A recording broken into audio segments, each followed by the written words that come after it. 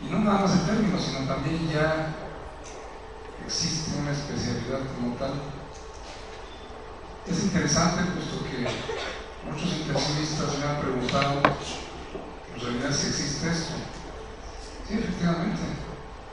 Y es una realidad, y no es una realidad de este año ni del año pasado, sino ya tiene, como decía el doctor Blanes, por lo menos 40 años. Muchos de los médicos que hemos trabajado con mujeres embarazadas en estado crítico ya hacíamos obstetricia crítica sin saberlo. Entonces,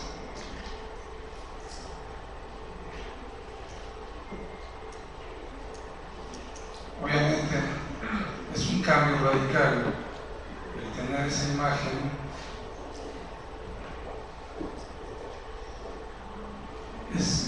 La otra vez, una que se llama obstetricia crítica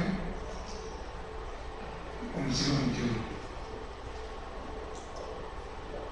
Pero bueno, esa imagen que ustedes vieron es la ideal, es lo que todo médico quisiera ver.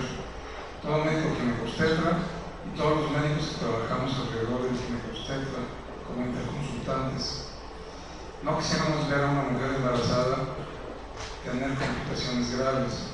De hecho, esto crea un impacto psicológico, social, y ya vimos también con la plática del doctor Blanes, un impacto económico, social, hospitalario, de tal forma que a mí me ha tocado a veces dar la noticia al esposo de una mujer que tenga una terapia intensiva y no la cree. Le dice al doctor, si nada más vino a atender a su bebé, ¿cómo es posible que esté grave? Me está diciendo que se va a morir y que tiene algo en el cerebro. Eso no es posible. Entonces, esta es la realidad que no quisiéramos ver muchos médicos, pero sin embargo existen. Existen muy frecuentemente, desafortunadamente, como ya hemos visto, las estadísticas nos acompañan y sabemos que la mortalidad y la mortalidad materna en este país sigue siendo elevada por hemorragia, por preeclampsia, por sepsis y por otras muchas patologías. Entonces, se justifica el contexto de la obstetricia crítica para crear una nueva especialidad, tener un impacto hospitalario y también un impacto epidemiológico, puesto que si nosotros hiciéramos todas las tareas, hiciéramos todos los protocolos de prevención a nivel de atención primaria, muchas de las mujeres embarazadas no llegarían a las unidades de cuidados intensivos, quedarían a la mitad del camino resolviéndose el problema muy rápido, ¿sí? Pasándose al quirófano, a la sala de labor, sin mayores complicaciones. Entonces, esos programas se pueden reflejar en la salud pública. Ya lo comentaba el doctor Blanes atinadamente, tiene un reflejo en nuestras instituciones, pero también en los programas de salud pública. Y por supuesto, enterarse nosotros como médicos de las novedades, actualizarnos, entrar a los cursos de actualización de educación médica continua y recordar muchas cosas, volver a estudiar lo que es el embarazo, volver a estudiar lo que nos implica esos cambios anatómico-fisiológicos tan interesantes que suceden en el embarazo y que uno supone que ya los conoce. Pero si vuelve uno a retomar el libro, a revisar con mucho cuidado qué es lo que pasa con cada uno de los órganos en cuanto a variaciones anatómicas y fisiológicas, va uno a entender en ese momento el por qué nuestra paciente está en estado crítico. Obviamente, esto también implica que tenemos que mejorar nuestras destrezas como médicos, como cirujanos, trabajar en equipo, por supuesto, y recordar siempre que estamos atendiendo a un paciente doble, dos pacientes, el binomio, que no se nos olvide. Y ahí al lado izquierdo vemos un fetito. Por eso muchos médicos a veces, cuando saben que uno maneja la embarazada, nos piden consejos porque simplemente nos dicen, no, doctor, ¿sabes qué? Yo la verdad no trabajo con mujeres embarazadas, soy intensivista, pero no vaya a ser que mis dosis, mis estrategias, mis destrezas, los medicamentos que yo implementé le vayan a hacer daño a ese bebé y me vayan a echar la culpa y vaya a tener alguna implicación médico-legal. La obstetricia crítica como especialidad, que ya se está viendo cada vez con mejor forma, que hay entrenamientos a nivel universitario con aval de las escuelas de medicina, implica un equipo multidisciplinario entre el ginecobstetra, el anestesiólogo, el internista intensivista y alguna otra especialidad que esté interesado en el aspecto de la mujer embarazada en estado crítico, pero que también tenga el entrenamiento suficiente y los conocimientos suficientes. Un ejemplo muy frecuente. Ustedes reciben a una paciente de 27 años de edad con una presión de 160-110 a las 33 semanas de gestación, con un síndrome vasculoespasmódico, con datos clínicos de encefalopatía, con clonus no agotable, con una calificación de Gauss menor de 12, dolor intenso en el epigastrio, hematuria, bradicardia fetal, 33.000 plaquetas, enzimas hepáticas elevadas, sobre todo la DHL, granocitos abundantes, hipoxemia severa, rigidez en la pared abdominal y sangrado transvaginal.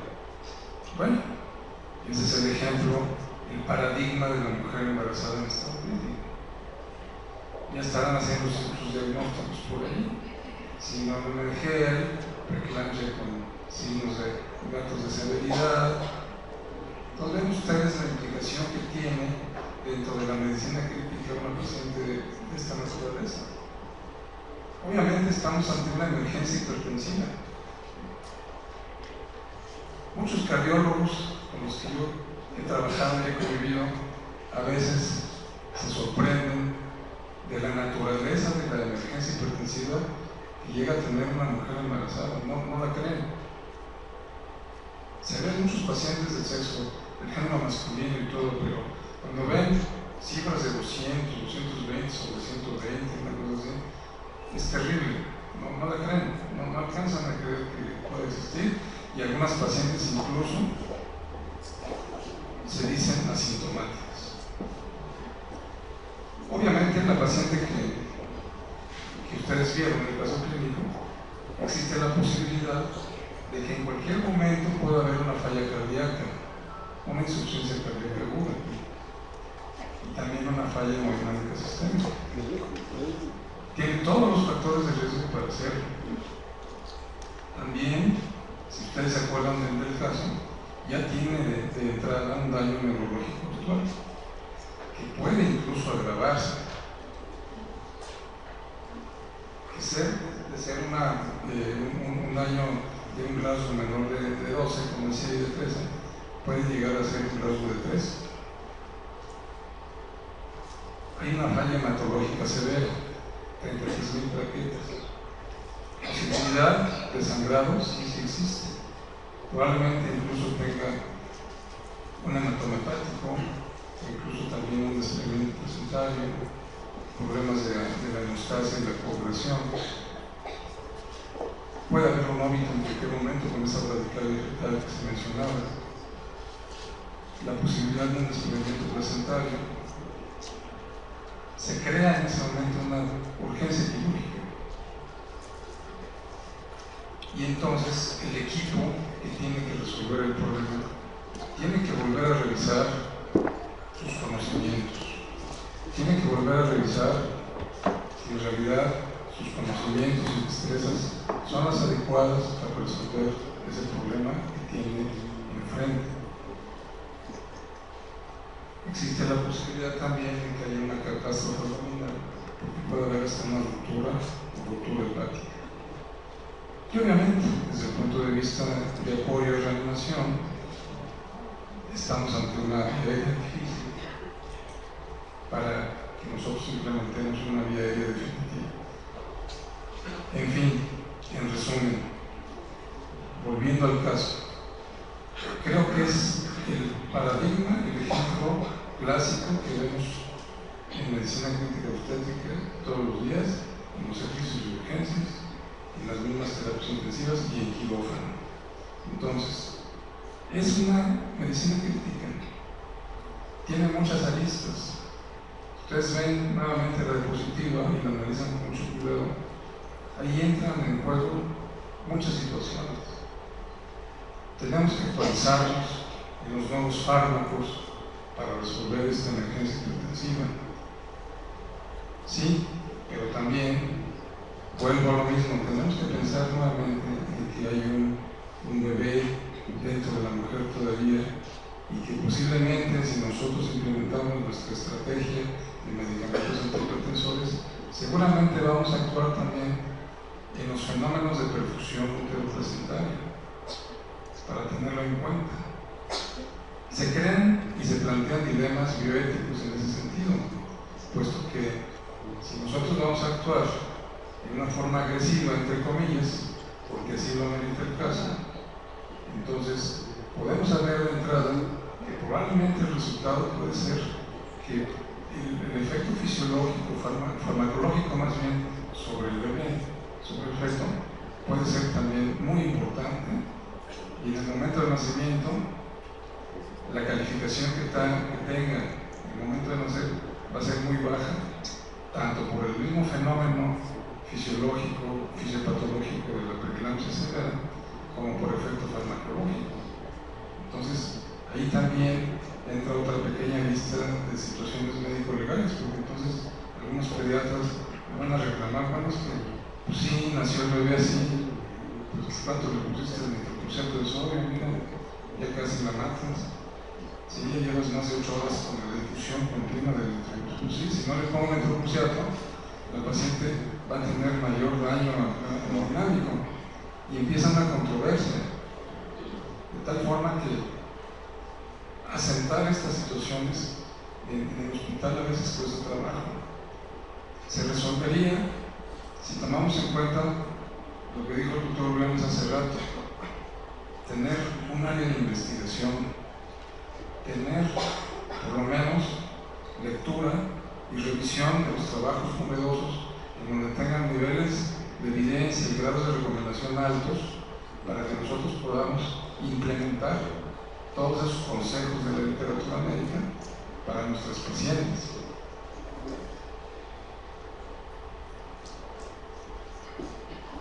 Volviendo al mismo caso,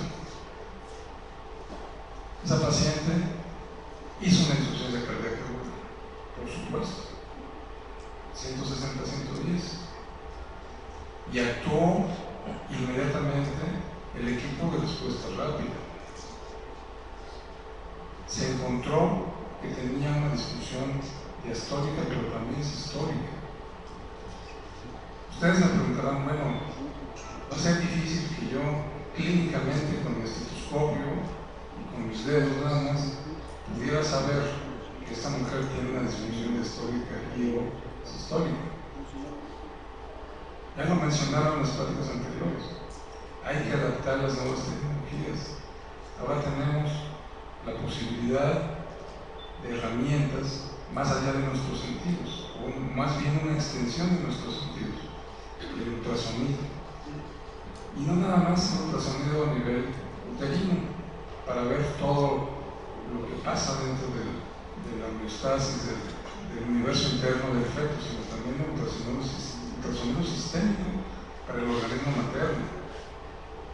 Ya es una novedad, es una práctica habitual en este momento, en la actualidad. Y todas las terapias intensivas, o la mayoría de ellas, y todos los médicos que se entrenan en medicina crítica y anestesiología deban y tengan que conocer y manejar bien la ultrasonografía como una herramienta diagnóstica a nivel cerebral, tejidos blandos, el cuello, el tórax, pulmones, ecocardiografía, el abdomen, un FAST extendido en extremidades para accesos vasculares, Entonces, con un buen ecocardiograma que tengamos en ese momento, con una colocación del transductor en un eje corto, un eje largo, rápido, podemos saber si la paciente tiene una disfunción diastólica o sistólica, y también nos puede ayudar incluso para guiarnos en la cantidad,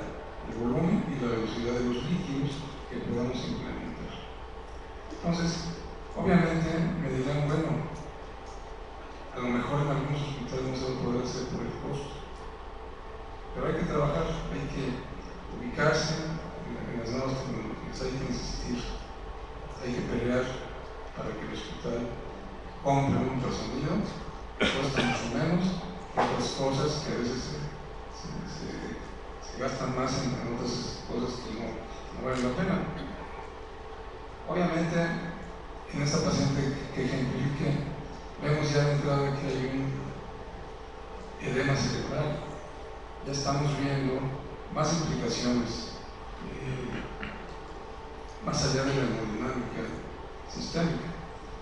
Tiene que entrar en algún momento probablemente la participación del neurólogo. Tenemos que hacer algún estudio también de apoyo, como una tomografía o una resonancia, o incluso también ultrasonido cerebral, que se han hecho algunos estudios para ver flujos cerebrales y encontrar el grado de deterioro neurológico. Aquí viene entrando al auditorio el doctor Hernández Pacheco, que tiene mucha experiencia, muchos años en el Instituto Nacional de Perinatología, precisamente hablando de la ultrasonografía en nivel cerebral y en preeclánticas, que él ha hecho algunos trabajos, varios trabajos, para diagnosticar esa encefalopatía posterior reversible y evitar la posibilidad de que la paciente desarrolle una eclampsia.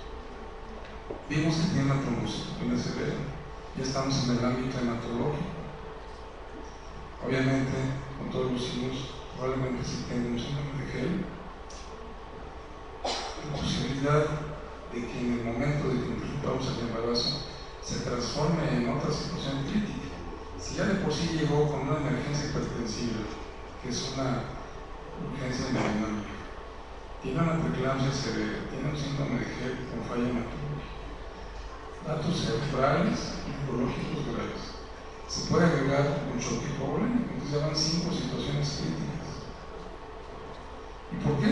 Bueno, tienen todos los factores de riesgo para hacer hipotonía o atonía uterina de esta paciente y tener un sangrado, una pérdida hemática masiva en el momento de la interrupción del embarazo o posterior a la interrupción del embarazo, un sangrado postparto.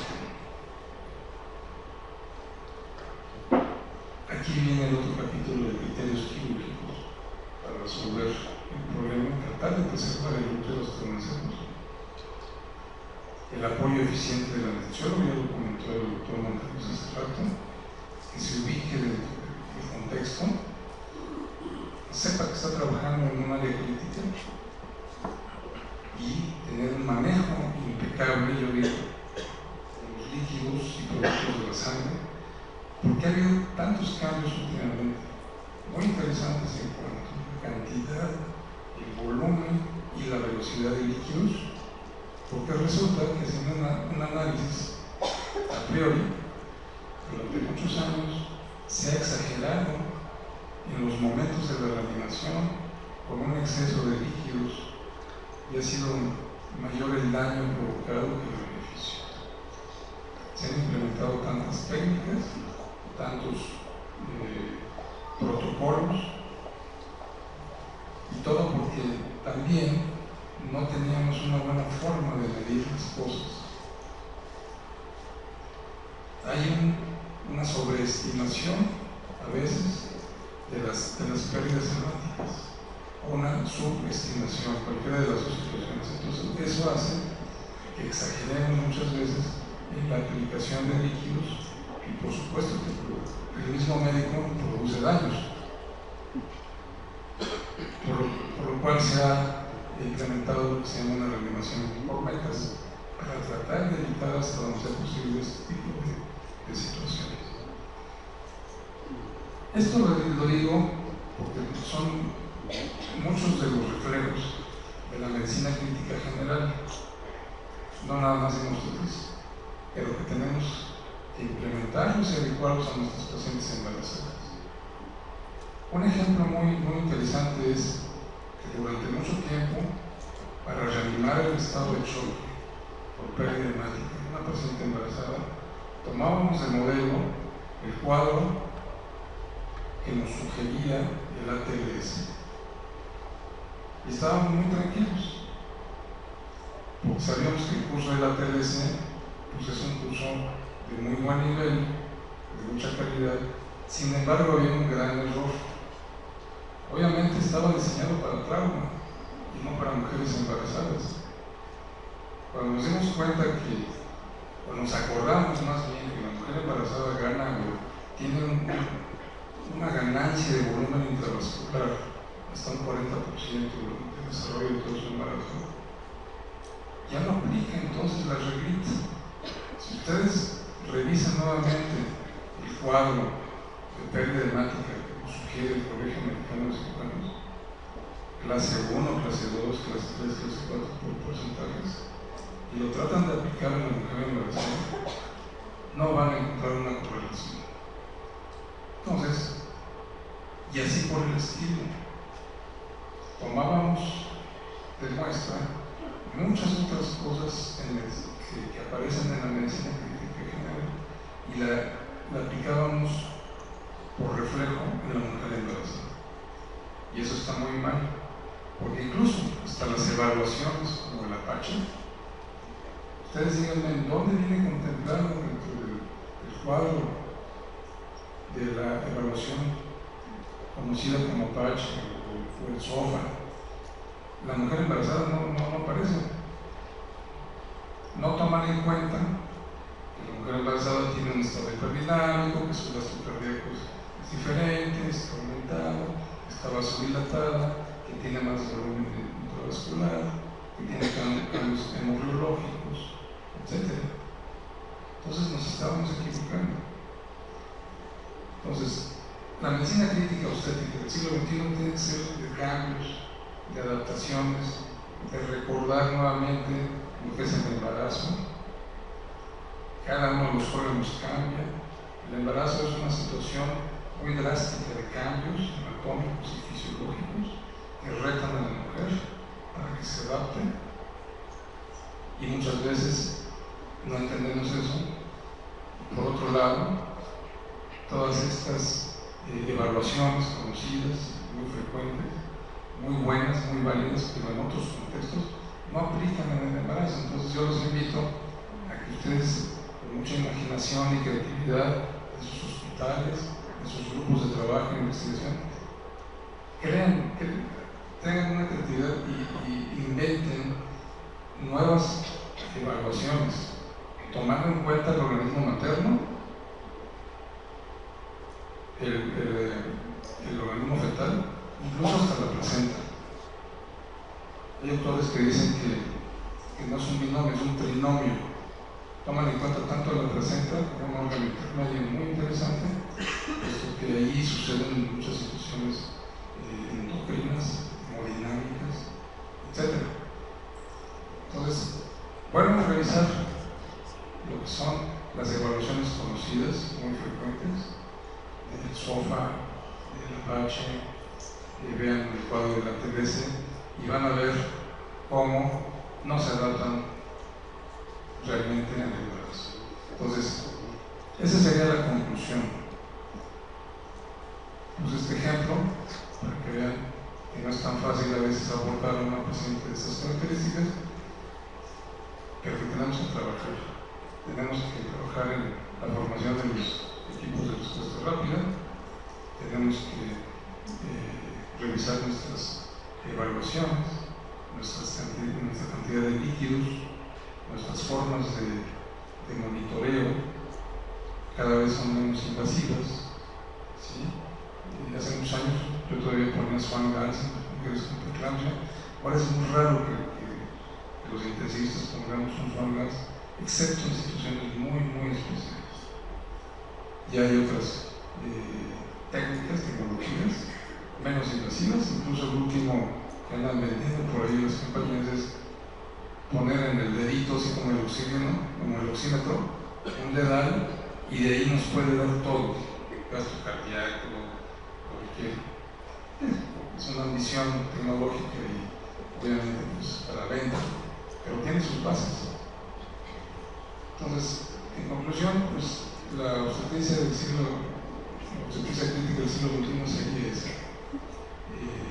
Volver a recordar la fisiología del embarazo y crear nuevas formas de evaluación para nuestros pacientes. Muchas gracias.